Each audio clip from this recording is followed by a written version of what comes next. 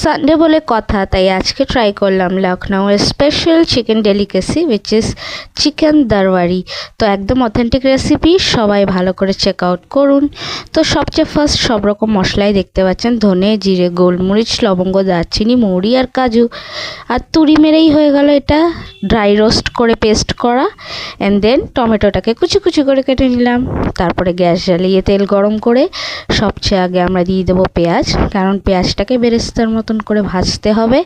তারপরে পেঁয়াজ যখন ভাজা হয়ে যাবে তখন তার মধ্যে আমরা নানান রকম জিনিস দেবো, যেমন ফার্স্টে আমরা নুন দিলাম যাতে পেঁয়াজটা ভালো করে সটে করা যায়। আর এখানে আমার বেরেস্তা হয়ে যাওয়ার পর সবচেয়ে আগে আমি দেবো টমেটো আর কাঁচা লঙ্কা, আদা আর রসুন পেস্ট।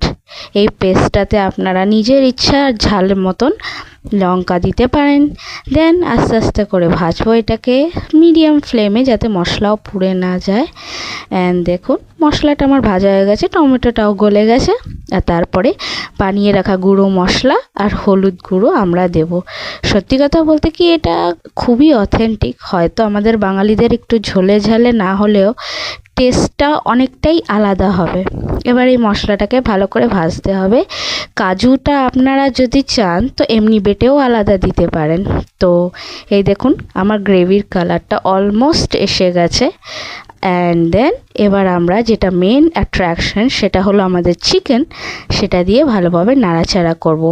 মিডিয়াম ফ্লেমে বেশ অনেকক্ষণ ধরে কষাতে হবে। যখন তেলটা ছেড়ে দেবে দেন আমরা এটাকে সার্ভ করে দেবো। এটা আপনারা যে কোনো সাইড ডিশের সাথে খেতে পারেন, রুটি, পরোটা, লুচি, যাই হোক।